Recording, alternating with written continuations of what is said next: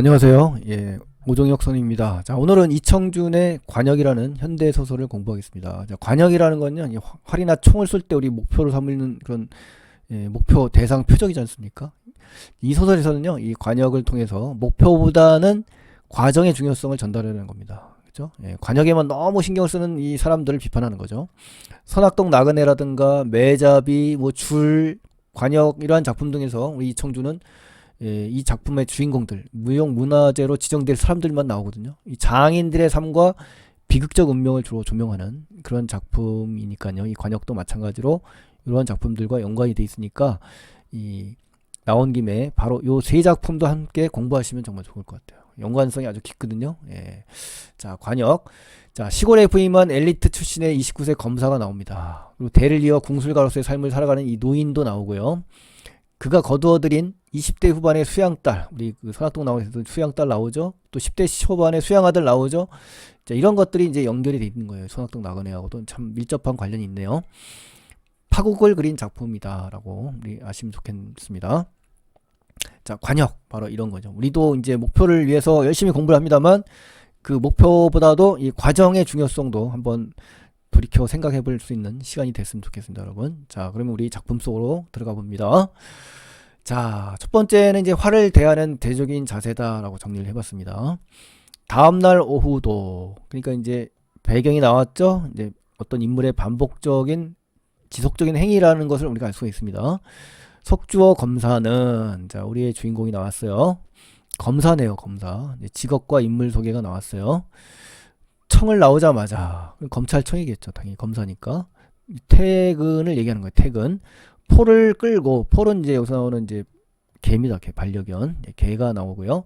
북호정으로 이제 자연스럽게 올라간 겁니다. 북호정은 이제 정자죠. 예, 북호, 북쪽에 있는 호랑이란 뜻이잖아요. 활터. 이제 공간적 배경까지 제시됐네요. 그런데 노인은, 자, 노인 나왔죠. 이 검사와 노인. 예, 중요하게 비교하셔야 됩니다. 아직 활을 골라놓지 않았다. 활 쏘러 갔는데 활을 준비하지 않은 그런 상태네요. 그렇죠? 주호가 다시 찾으러 온 것을 오히려 의아스러워하는. 그러면 이제 앞전에는 잘 모릅니다만 찾아올 수 없는 그런 환경이 제시됐겠죠. 그래서 의아해하는 노인의 모습. 그렇죠? 예, 노인은 주호가 다시 방문하지 않다, 안 했을 것으로 생각해서 준비를 안 한 겁니다. 예. 자, 해보겠소? 라고 하면서 상대방의 의향을 지금 물어보는 겁니다. 그럼 있는 활이 있는데 지금이라도 골라보지요. 그런 거예요. 자, 있는 활. 여기서 제가 번호를 매겼는데 여러 가지 이제 표현된 그 용어들이 달라서 정리를 해봤습니다. 신상품, 이제 새로 나온 활이란 얘기는 있는 활이 바로 신상품이 1번이 여기 나온 거고요. 그제야 대청마로 올라가서 활을 몇 채 골라 나왔다. 그럼 골라 나온 활이 바로 있는 활이 되겠죠. 전부 새로 만든 것. 자, 새로 만든 것이 있는 활이 바로 새로 만든 거죠. 그렇죠? 예. 새 거죠, 새 거. 신상품. 주어가 이제 기피하는 대상입니다. 오히려 기피하고 있어요. 주어는 어느 것이 나을지 정할 수가 없었다. 그렇죠. 신상품 쭉 제시했지만 주어가 원하는 대상이 아니니 당연히 고르는데 어려움이 있겠죠. 예. 전에 쓰던 것은 없습니까? 라고 하면서 이제 직접적으로 얘기를 합니다. 그러니까 기성품이라고 하는데요. 주어가 원하는 대상은 신상이 아니라 원래 쓰던, 남이 쓰던, 그렇죠? 기성품을 지금 원하고 있는 겁니다. 있지요. 하지만 활은 자기가 길을 들여야 한다. 이 말은 또 중요하네요. 그렇죠? 예, 노인의 이 대사. 활은 자기가 뭐 한다? 길을 들여야 한다. 그러니까 결국 뭐예요? 기성품은 중요하지 않다. 응? 새로운 물품이라도 자기가 어떻게 해도 노력을 해서 맞춰서 익숙해서 자기 거로 만들어야 된다는 걸 강조하는 거죠. 이게 바로 뭡니까? 장인 정신인 거예요. 장인 정신. 아셨죠? 예. 쏘던 것은 다 길이 들어있어서 안 된다라고 거절합니다. 노인은 주어와 달리 인식의 차이가 나는 거예요. 상이한 관점이죠. 활에 대한 궁사의 주체적인 역할을 강조하는 겁니다. 아셨죠? 예, 이런 것들이 대사에서 꼭 읽어 나가야 될 핵심 포인트라고 할 수가 있습니다. 이런 것도 이제 시험화 될 수가 있는 거예요. 자, 내력이 있는 것. 자, 내력이 있다는 건 전에 쓰던 활이죠? 하나 봅시다. 라고 하는 거예요. 제 힘에 맞을 건 말하는 것으로. 그러니까 이제 주어는 이제 노인과 달라요. 활에 대해 수동적이고 타율적인 대상으로 인식하고 있고요. 내력이라는 걸 봐서 노인과 확연하게 인식의 차이가 나타나는 겁니다. 대적인 가치관. 예. 제 힘에 맞는 거. 자기가 노력을 해야 되는데 그냥 맞춰진 거대로 그냥 편하게 쓰려고 하는 거죠. 그렇죠? 예. 새 것은 너무 생퉁스러웠다. 생퉁이라는 건 굉장히 그 뭐야 내가 예상했던 것과 전혀 달랐다 뭐 이런 얘기죠. 생소하다 뭐 이런 얘기겠죠. 그리고 새로 만든 활보다는 전에 쓰던 활을 찾는 이유가 지금 제시됐다라고 볼 수가 있습니다. 첫 번째 이유. 자, 그리고 이런 물건일수록 그렇죠? 새로 만든 신상품일수록 골동품, 기성품이죠. 그렇죠? 오래되고 또 예술적 가치도 높아서 수집도 되고 감상의 대상이 되기 때문에 사람들이 볼 때 어때요? 과시할 수 있는 그렇죠? 이런 것보다는 이것이 더 가치가 있으니까 사람들이 어때요? 더 박수치고 높게 보고 하겠죠. 타인을 의식한 그러한 인물의 태도를 우리가 알 수가 있는 겁니다. 가치성의 문제가 있다. 역사적 가치, 희소성의 문제가 여기 있다는 거예요. 이게 훨씬 더 좋게 보인다는 얘기죠. 문제되기 쉬울 듯 했다. 또 이걸 갖고 있으면 이걸 갖고 있지 않은 거에 대해서 뭡니까? 무시당할 수 있다는 겁니다. 그래서 영공에 대한 어떤 인물의 속물적인 태도가 드러난다라고 할 수가 있는 겁니다. 이러한 대사를 통해서 이런 깊은 의미를 파악하는 것이 이 소설에서 중요한 감상의 관점이라고 볼 수가 있습니다. 명사수가 못된 터에는 그러니까 잘 쏘는 그런 선수가 아닐지언정 물건이라도 도구라도 그렇죠? 도구라도 그럴듯해야 된다. 이런 말투가 바로 뭡니까? 내력 있는 활을 가지고 있음으로 인해서 뭐한다? 자기 과시. 그렇죠? 남들에게 허세를 부릴 수 있는 그런 상황이라는 얘기죠. 그러니까 새로 만든 활보다는 전에 쓰던 활을 찾는 이유 두 번째가 나온 거예요. 첫 번째, 두 번째. 자, 이러한 정리를 잘 하셔야 됩니다. 자, 그러니까 양공을 법도 공도라기보다는 자기 과시용, 자기 위세용, 그렇죠? 이런 걸로 보는 이 속물적이고 부정적인 인식의 태도가 잘 드러나 있는 그러한 대사라고 볼 수가 있는 겁니다. 간접 제시로 인물의 성격을 암시하는 겁니다. 그런 것, 자, 내력 있는 활이죠. 차지에 두자, 소유욕입니다. 소유욕, 그렇죠? 욕심을 갖고 있는 거예요. 탐욕. 바둑집 영감님들의 앞에 앞서서 경쟁자죠, 경쟁자. 한 발 앞선다는 게 그죠? 승부욕이 넘치는 거예요. 그렇게 중요한 것이다. 그러니까 이제 이렇게 새로 만든 활보다 전에 있던 활을 찾는 이 이유들을 제시한 원인이 바로 여기에 담겨 있으니까 정말 중요하겠죠. 이 대사가 중요합니다, 정말. 그러니까 주어는 양공을 궁도보다는 어떤 정신적인 가치보다는 외물적인 솜씨로서 타인과의 경쟁에서 승부욕을 위한 대상으로 보고 있다. 참 중요한 말입니다. 그래서 작가는 주어 행동을 통해서 비판적으로 보고 있는 거죠. 최선을 다해 준비하는 그 과정을 중시해야 되는데 결과와 겉모습 또 승부와 탐욕에 쩌들어 있는 이러한 그 인물의 모습을 질타하는 겁니다. 그렇죠? 자, 이게 재료도 좋은 것을 썼고 얼마 전까지 꼭 한 사람이 쓰던 것이요만 하면서 이제 노인이 대안을 제시합니다. 그래서 내력 있는 활의 모습을 활의 모습을 추천하는 장면이에요. 노인이 활을 더 가지고 나와서 그 중에 하나를 또 지목했어요. 그래서 활고자가 있거든요. 활고자라는 것은 시를 매는 활의 양쪽 끝 머리 부분입니다. 아시죠? 유독 반들반들 거렸다. 노인이 다시 가져온 활의 특징을 지금 제시한 거예요. 자, 여기선 승단이 되고 있진 않지만 승단이 된다는 거는 이제 우리 태권도나 뭐 바둑 보면 1단, 2단 막 승급이 매겨져 있잖아요. 근데 여기서는 활은 그런 게 없다는 거예요. 제값으로 치자면 여기에 비유하자면 뭐 이런 얘기죠. 객관적인 평가를 여기에 비유하자면 이 활을 쏘던 노인은 아마 2단 정도 된다. 2단. 그렇죠? 그러니까 단수를 구체적으로 객관적으로 보여줌으로 인해서 그 활을 쏘던 노인의 활솜씨를 갖다가 제시해 준 거죠. 그렇죠? 어느 만한 실력인지 주어는 짐작할 수가 없었지만 바둑으로 견주자면, 그러니까 자기 모 눈에 몸만 보인다고 자기가 이제 이 바둑을 두었기 때문에 여기에 견주는 거겠죠. 썩 명수에 들리다 여겨졌다. 그렇죠? 그러니까 바둑으로 말하면 명수라는 말을 쓰거든요. 명장, 명인, 그렇죠? 명공의 대가다. 뭐 이렇게 짐작하는 거겠죠. 자, 힘은 활을 다루기 나름이요. 제 힘에 맞을까요?라고 이제 요 부분도 중요합니다. 제 힘에 맞을까요?라고 이제 묻죠. 주어가 활 속에는 이제 궁도보다는 이제 힘과 기술로만 대하는 이런 속물적인 생각이 담겨 있는 겁니다. 그리고 노인에 대해서 요 말이 더 중요하죠. 힘은 활을 다루기 나름이요라고 하면서 요 대사의 압축된 의미가 정말 중요합니다, 여러분. 노인은 상대에게 외적인 어떤 측면보다는 자기 수양 또 내면 수양 이 정신적인 가치를 중시하는 겁니다. 이 깨달음을 주려고 하는 대사예요. 그래서 물리적인 힘보다는 자신이 쓰거나 다루기 좋도록 사용감을 맞춰서 맞춰 나가는 그런 숙련된 노력이 정말 필요하다라고 강조하는 장면이기 때문에 주제 의식이라고 볼 수 있기 때문에 정리를 반드시 하셔야 됩니다. 그러나 주어는 어때요? 듣지 않죠. 다른 것을 찾고 있죠. 그 노인의 말을 굉장히 무시하고 있고 도외시하고 있죠. 그래서 이러한 장면을 통해서 우리 주어의 어떠한 그 삶의 방식, 노인과의 다른 측면을 우리가 알 수가 있는 겁니다. 견인견지란 말이 있어요. 같은 사람이라도 사람에 따라 생각이 다르거나 각자의 자신의 견해를 가진다. 각각 다르지만 작가의 의도는 이제 노인의 대사에 주목을 하셔야 됩니다. 아셨죠? 주어의 대사는 이거를 드러내기 위한 장치니까 출제될 포인트는 노인의 대사입니다. 여러분 아셨죠? 다른 사람들은 이걸 드러내기 위한 장치라고 볼 수가 있기 때문에 여기에 기준점을 들고 나머지 대사를 관찰하셔야 됩니다. 내력 좋다 할게. 내력 좋은 것은 쏘는 사람에 달렸다. 하기 나름이다. 잘 쏘는 분들은 대개 자기 궁이 있다. 빌려 쓰더라도 어때? 그냥 가지고 간다. 사서.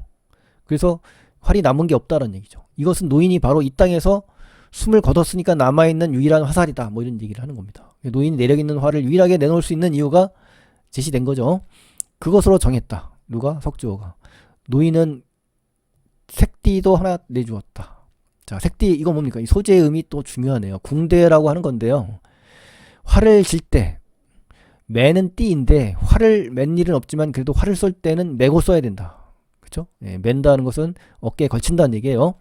법도도 법도지만 마음이 다르고 요 대사도 참나게 중요해요. 노인의 대사에 주목을 하셔야 됩니다, 여러분. 그러니까 법도도 법도지만 마음이 다르고 자, 아주 중요한 출제 포인트죠. 활은 궁사의 마음을 담아야 된다는 것이고요. 즉 평정심, 무심, 무욕, 결과에 관역을 맞추려는 어떤 승부욕에 너무 치우치지 말고, 그렇죠?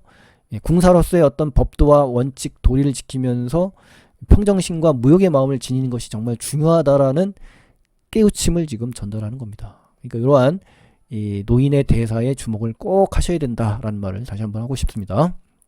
그래서 다양한 활의 모습이 지금 제시되어 있는데요. 있는 활을 정리해보면 전부 새로 만든 거고 이런 물건으로 나오고 있고요. 전에 쓰던 것은 쏘던 것, 내력 있는 것, 그럴듯한 것으로 나오고 있고요. 꼭 한 사람이 쏘던 거 있죠. 노인의 죽은 노인의 활. 재료도 좋고 활고자가 유독 반들거리는 것이고 이 활을 쏘던 노인은 2단 활을 쏘았을 것이고 또 그것이라고 합니다. 그러니까 이렇게 다양한 활의 지시어들을 통해서 비교할 줄 아는 연습도 좀 하시면 시험에 대비할 수 있으리라 봅니다. 자, 이러한 겁니다. 이제 이 마음 심자가 딱 들어가 있죠. 바로 궁사의 마음은 이 법도 법심이 담겨 있어야 되는 겁니다. 어떤 결과에 주목하려고 하지 말고 이 쏘는 마음의 자세, 이 평정심이 정말 중요하다라는 것을 노인의 말을 통해서 우리 읽을 수가 있는 겁니다.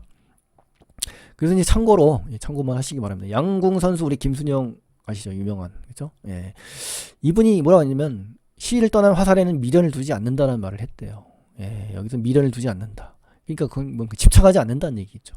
그게 바로 뭐냐? 평정심입니다. 마음의 무게를 갖지 말라는 거죠.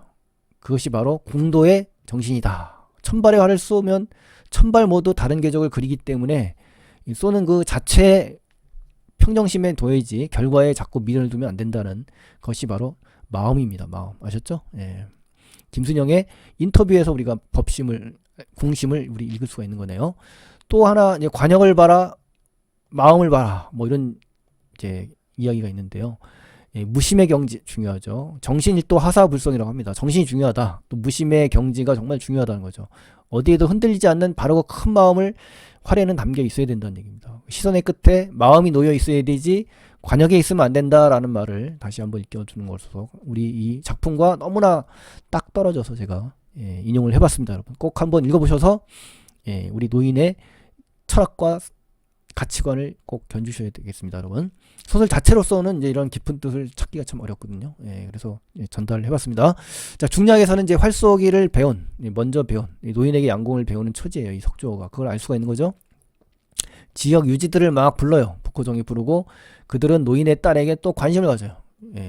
그러니까 지금 양궁을 배우는 것도 양궁을 위해서 왔는데 또 딸에게 관심을 가진다. 그렇죠? 다른 관심거리를 좀 갖고 있네요. 이 주어는 또 양궁을 또 자기 수영과 단련보다는 이렇게 타인에게 또 보여주고 경쟁하고 또 흥미거리로 어떤 무대로 올려놓는 그런 장면을 볼 때 석주호의 어떠한 부정적인 모습이 여기까지는 드러나고 있습니다. 자, 두 번째에서 이제 여인의 활쏘기가 나옵니다. 여인을 또 주목을 해야 되겠네요. 새로운 인물. 노인의 활을 쏘고 또 활을 만들어서 그걸로 밥을 먹고 사는 거. 생계를 유지한다는 거 있죠.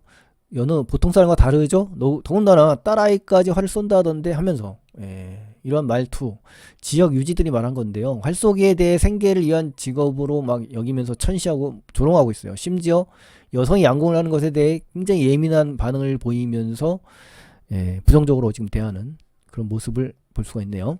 해괴하다. 결정적인 단어는 해괴한 일이다. 이 장면이 해괴하다라는 말투였다. 한번 말길이 그쪽으로 터지니까 이제 여인의 활 이야기가 이제 나오기 시작하는 겁니다. 모두들 이제는 그 딸아이의 활솜씨를 한번 보자고 막 이제 덤벼든 겁니다. 이제 점입가경이라는 한자 상호가 있는데요. 시간이 지날수록 하는 짓이나 몰골이 더욱 꼴불견인 이런 사람들 두고 비판할 때 쓰는 단어죠. 노인은 첫마디에 딱 잘라 말합니다. 볼만한 게 못 돼요 라고 하면서 점잖게 거절했어요. 노인의 성격 알 수가 있죠. 점잖은 말하기. 그러나 그렇게 점잖게 말하는 노인의 속눈썹. 자, 속눈썹이 떨린다. 자, 우리 고전소설의 인물의 행동 묘사에 많이 나오거든요. 속눈썹이 이것도 가늘게 떨고 있다는 건요. 굉장히 그 심리를 세밀하게 묘사하는 겁니다. 이 강한 거부감과 이 것과 다른 긴장감을 지금 머금고 있는 거예요. 이 인물이. 아셨죠? 아무도 보지 못했다. 그렇죠? 가늘게 떠니까 볼 수가 있겠나요? 그렇죠? 자기만 노인의 내적인 어떤 갈등이 극대화됐다는 얘기가 되겠습니다. 육체와 정신의 합의를 통해 예술을 완성하는 이 노인의 마음을 어떻습니까? 뭉개버리는 거거든요. 이 딸도 그렇게 되길 바라는 의미인데, 그래서 내적 갈등을 보이고 있고요. 노인의 표리부동한 상황이라고 볼 수 있죠. 겉과 속이 다른 노인의 어떤 심리를 지금 부각하고 있다라고 볼 수가 있습니다. 그들은 물러서지 않아요. 굳이 강제로 이제 시범을 막 강제로 청한 겁니다. 그 갈등의 원인이 되겠죠. 외적 갈등. 양궁을 막 흥미거리로 대하고 있는 이런 속물들과 양궁을 예술로서 정신적인 도로서 대우하려는 이 노인의 생각과 어떻습니까? 갈등이 충돌하는 장면이에요. 그러니까 외적 갈등이라고 할 수 있죠. 이런 장면들 또 중요하다고 볼 수 있습니다. 노인은 마침내 화가 났어요. 이제 어때? 점잖고 가늘게 떨기만 했던 노인이 태도가 확 바뀌었죠.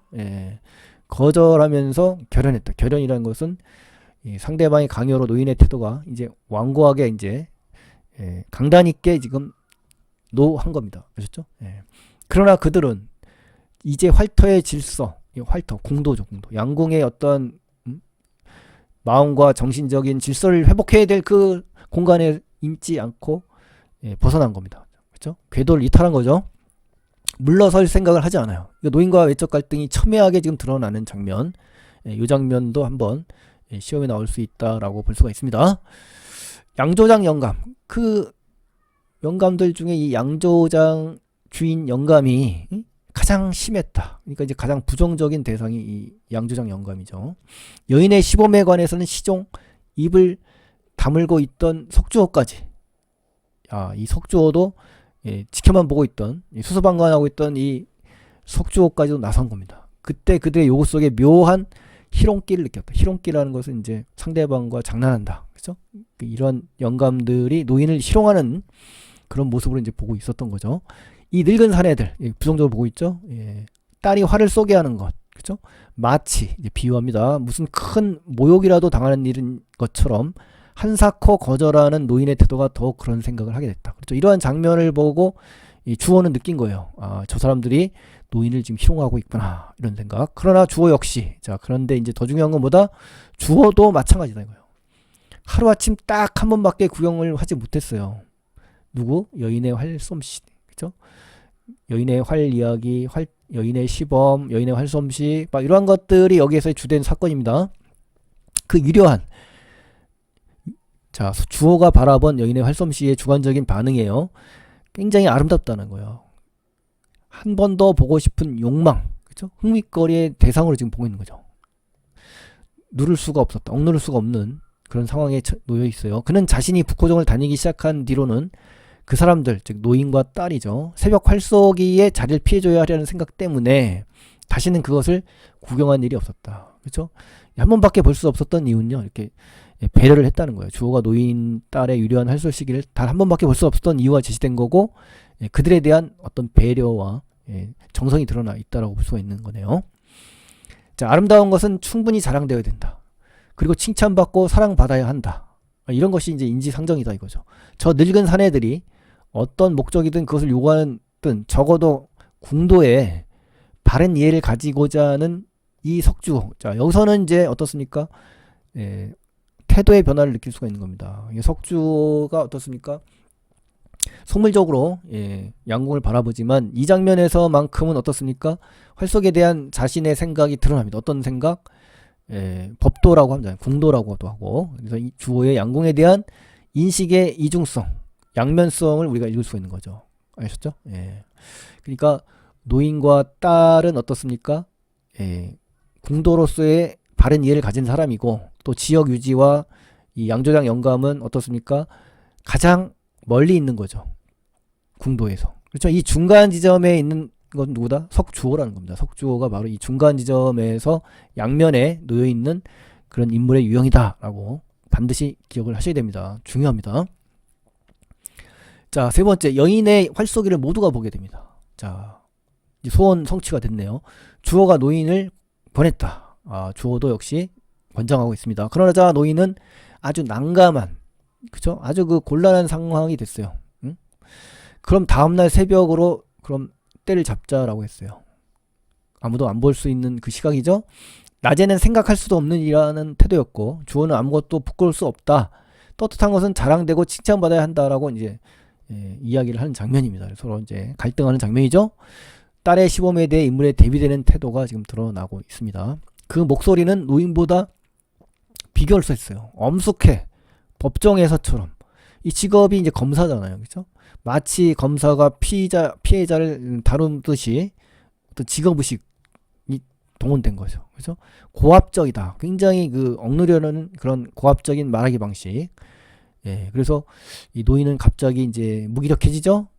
딸과 소년을 이제 부르게 됩니다. 그러니까 이러한 고압적인 자세에 결국은 한 발 뒤로 물러나는 그런 장면이 되는 거죠. 그러면은 노인은 어떤 심리가 담겨 있겠어요? 어떤 그 무력감, 절망감이 담겨 있겠죠? 소년이 관역판으로 골짜기를 건너갔고, 여인은 모시옷의 옥색 궁대를 띠고, 여인의 외양 묘사가 드러났어요. 활 속의 마음을 중시하는 모습을 이 궁대를 띠는 장면에서 우리가 알 수가 있는 겁니다. 활을 쐈어요. 자, 사건이란 그것뿐이었다. 이 장면 하나밖에, 사건은 이거밖에 없네요. 여인의 활 쏘기가 끝이다. 단순한 만족감이라는 거죠. 자, 다음 장면 보실까요? 이러한 그 여자의 아름다움. 정말 아름답네요. 자, 그것을 사건이라 할 수 있을지 모르겠다는 것은 그때입니다. 석주호까지도 여인이 석양. 자, 석양이라는 거 아주 중요합니다. 아까 새벽녘에 하자고 하니까 자랑해야 된다라는 주어의 말을 듣고 어떻습니까? 저녁 무렵. 이때 지금 했다는 얘기네요. 화살을 건네무는 모습과 맞은편 언덕 부채를 든 소년의 이 판정 동작을 번갈아 보면서 자, 극찬을 합니다. 그렇죠? 감탄합니다. 그렇죠? 북호정을 내려갔으니 말이다. 그들은 애초에 동기야 어쨌든 다 같이 만족을 했어요. 모두가 딸의 활쏘기를 본 이후에 동일한 반응. 이거밖에 없는 겁니다. 이것이 사건의 끝이라는 거죠. 이 사람들한테는 다들 만족해서 북호정을 내려갔다. 아무도 자기의 만족감을 의심하는 사람이 없어요. 그죠? 만족한 활솜씨를 감상하고 내려온 그 장면, 그 사건 하나가 끝이다 이거죠. 자, 네 번째가 이제 중요한데요. 여기서 이제 시험에 동무대라고 할 수가 있겠죠. 노인에 대한 주어의 태도 변화. 자, 그러나 그것은 자, 딸의 활쏘기는 이 북호정 사람들에겐 분명 하나의 사건이다. 앞과 다른 사건의 의미를 부여하는 겁니다.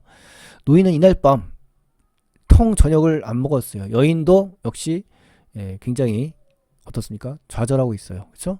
분명 하나의 사건이 틀림없다라는 행동을 묘사를 통해서 드러내주는 겁니다.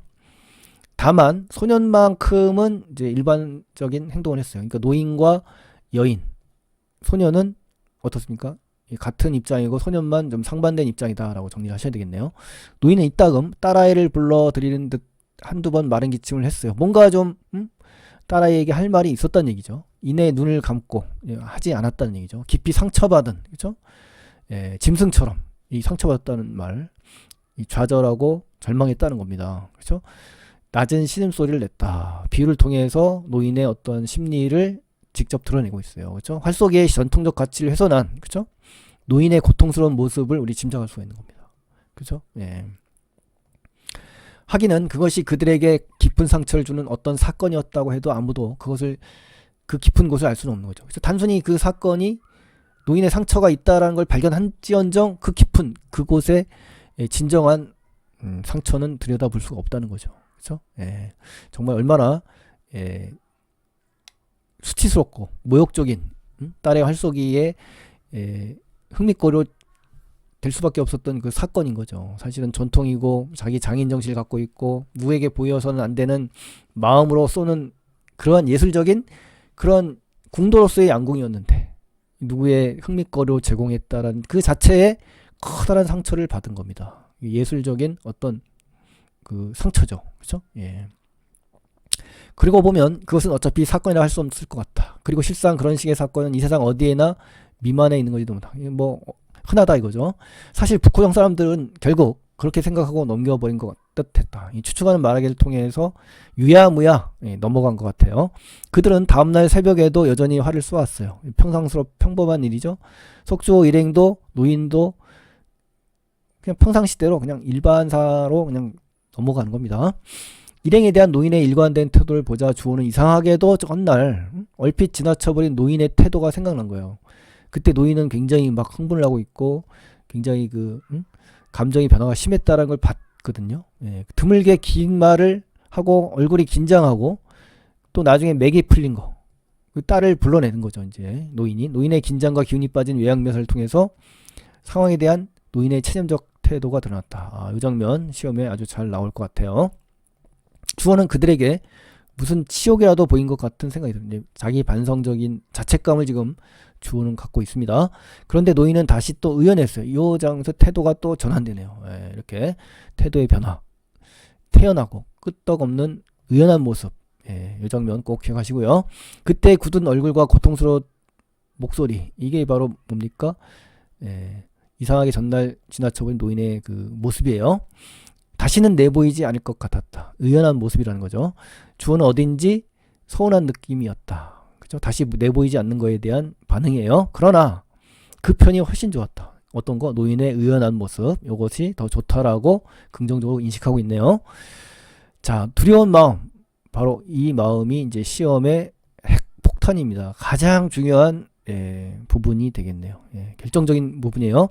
경외심, 예술혼. 그 노인에 대한 예술혼과 경외심을 두려운 마음으로 공대하겠다라는 뜻입니다. 또 화를 예술적 장인과 전통 기회. 그러니까 예술적 장인과 전통 기회로서 뭡니까? 석주호는 인식을 하겠다는 거예요. 태도의 전환이 되는 거군요. 순종한다는 말을 하잖아요. 그 가치를 인정하고 존중하면서 대우하겠다라는 이 석주호의 태도의 전환. 이게 뭐 가장 핵심적인 시험의 중요 포인트라고 볼 수 있습니다. 여기를 안 내면 뭐 잘못된 거죠. 그렇죠? 노인의 의연한 모습에 대한 주어의 미래에 대한 다짐과 의지가 지금 담겨 있는 그런 장면입니다. 그래서 주제 의식이 발현된 이 부분을 꼭 주목하셔서 읽으셔야 됩니다.